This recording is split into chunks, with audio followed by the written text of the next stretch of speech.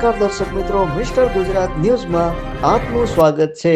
મહીસાગર સુજલામ સુફલામ કેનાલમાં ગાબડું પડતા પાણી વહેતા થયા હતા। રાજ્યના 7 જિલ્લાઓના ખેડૂતો માટે જીવાદોરી સમાન કેનાલમાં ગાબડું પડ્યું હતું। સુજલામ કેનાલમાં એક સાથે 7 જેટલા ગાબડા પડતા નીચાણવાળા વિસ્તારમાં પાણી ઘૂસ્યા હતા।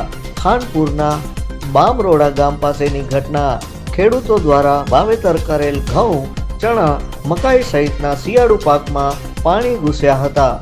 ખેતરોની સાથે બામરોડા ગામના ચમાર ફળિયામાં આવેલ મકાન સુધી પાણી પહોંચ્યા હતા। જિલ્લા પ્રશાસન દ્વારા સત્વરે કેનાલ બંધ કરવા માંગ કરતા સુજલામ સુફલામ કેનાલમાં પાણી બંધ કરાયું હતું। Report by Virbhadrasinh Sisodia. જોતા રહો મિસ્ટર ગુજરાત ન્યૂઝ, સત્યતાની સાથે સ્પષ્ટ વાત। ધન્યવાદ। ખેતરની અંદર ઘઉં, ચણા, મકાઈ, પછી ઘાસચારો આ બધું ડૂબીને બધું નાશ પામ્યું છે।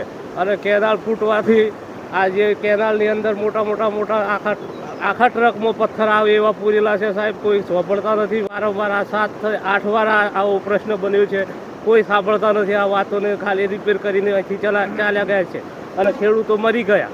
કાયમ વારંવાર આવું નુકસાન હવે કઈ રીતે વેઠી શકશું?